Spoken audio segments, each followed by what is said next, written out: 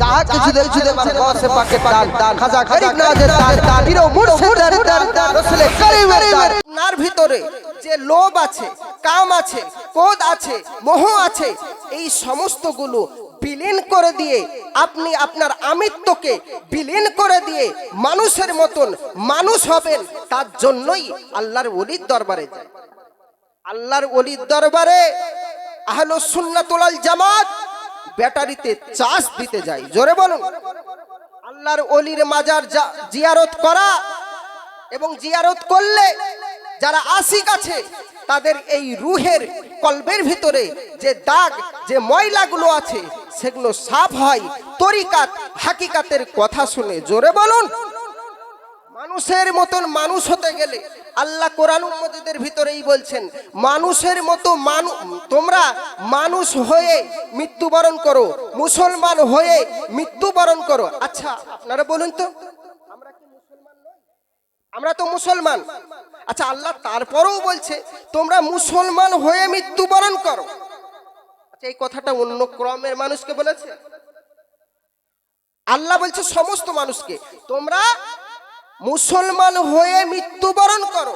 তাহলে আপনার আল্লাহ পাক মুসলমান আপনাকে করে পাঠায়নি, রুহের জগতে হয়েছেন ঠিকই, দুনিয়াতে এসে আবার আপনাকে মুসলমান হতে হবে। আর আল্লাহর ওলির দরবারে আমরা যাই মুসলমান হওয়ার জন্য। আল্লাহর ওলির কাছে বিক্রি হয়ে নিজেকে বদলানোর জন্য, আল্লাহ আল্লাহ রসুলকে চেনার জন্য আল্লাহর ওলির দরবারে যায়। তাহা ব্যতীত অন্য কিছু কারণ গোলামি করে আল্লাহ আল্লাহ রসুলের দিদার পাওয়ার জন্য যাই। দেখুন বাপজি আমার, হাসরের ময়দানে আল্লাহ পাকের সামনে কোন ব্যক্তি এমন কোন মায়ের লাল নাই যে সে ইবাদতের ফিকির করে জান্নাতে যাবে এ কথা বলে দাবিদার হতে পারবে। আমি কথা ভুল বললাম না ঠিক বললাম? ইবাদতের ফিকির করে জান্নাতে যাওয়ার কারো বাবার ক্ষমতা নাই। যদি জান্নাত যেতে হয় তো নবী পাকের এবং আহলে বায়াতের ওলি আল্লাহর প্রেম ছাড়া জান্নাত কারো জন্য না। তার ভিতরে ওলি আল্লাহর প্রেম আছে এবং আহলে বায়াতের প্রেম আছে এবং নবী পাকের প্রেম আছে, তারাই জান্নাতে যাবে। নবী পাককে ভালোবাসার মতন ভালোবাসতে হবে, জান্নাত আপনার ওয়াজিব হয়ে যাবে। আর নবী পাককে ভালো না বাসলে জান্নাত আপনি পাবেন না। মানুষের মতন মানুষ যারা হয়েছে তারাই নবীকে সঠিক ভালোবাসতে পেরেছে। আর যারা মানুষের মতো মানুষ হতে পারেনি তারা জান্নাত তো যাওয়া দূরের কথা, নবীকে ভালোবাসতে পারে।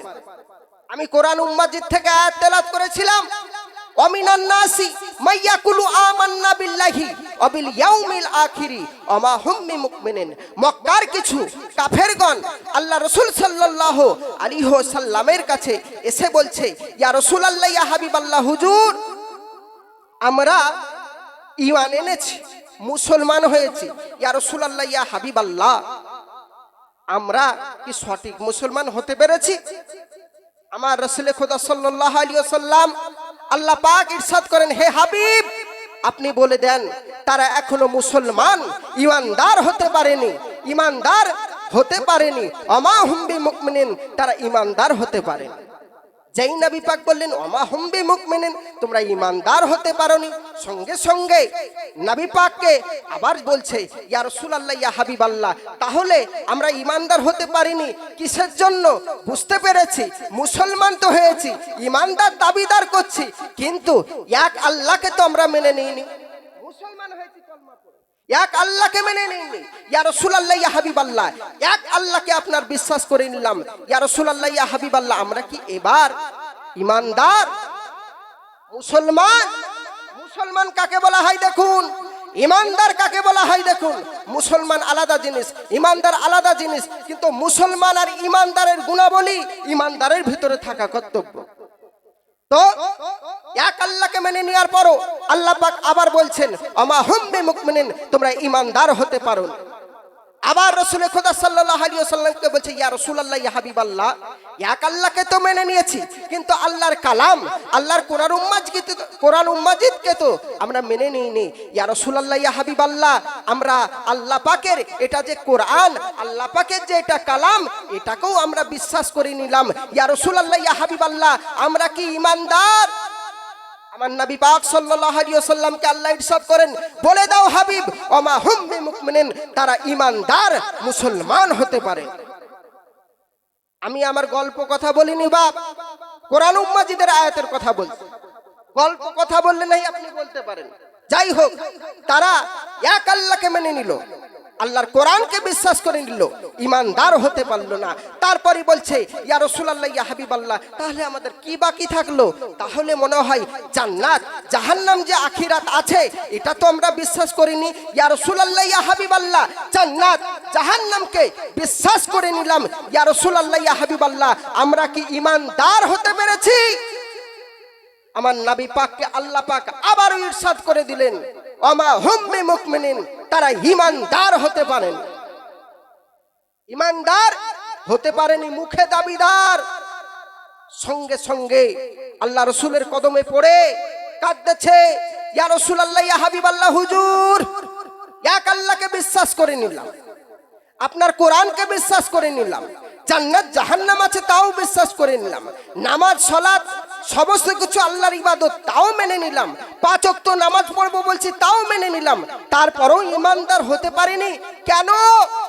আমার নবী পাক সাল্লাল্লাহু আলাইহি ওয়াসাল্লাম হাদিসের ভিতরে বলছে, লা ইউমিনু আহাদুকুম হাত্তা আকুনা আহাব্বা ইলাইহি মিন ওয়ালিদিহি ওয়ালাদিহি ওয়ান নাসি আজমাইন। জোরে বলুন বাংলা। এর বাংলা কি জানেন? বলছেন, তোমরা যতক্ষণ পর্যন্ত না, আমার নবী পাকের কাছে একজন সাহাবী এলেন, তার নাম হযরতে আবু বকর সিদ্দিক।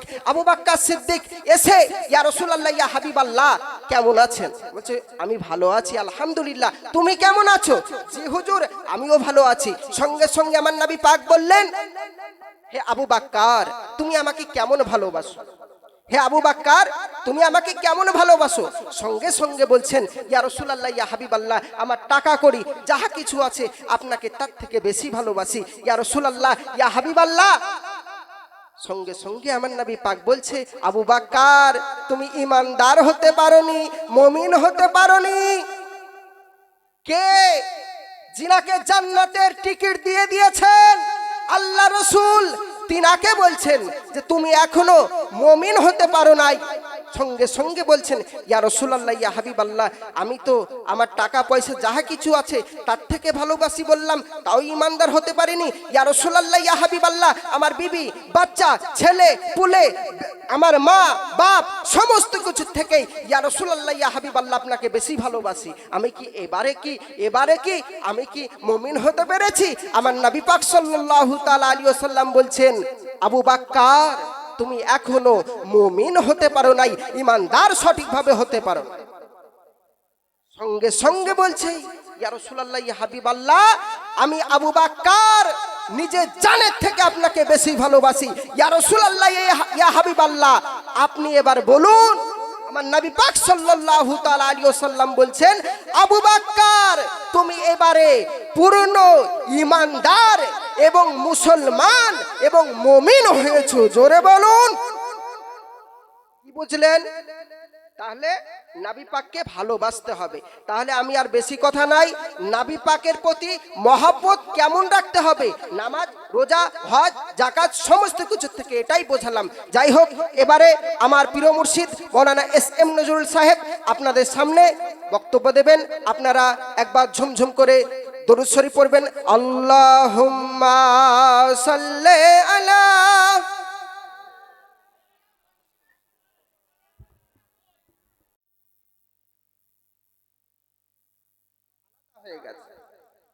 মানুষ, আমার নবী পাক মানুষ ছিলেন, তার শান দেখুন। তিনি বাদশা ছিলেন, তিনার 3টে রূপ।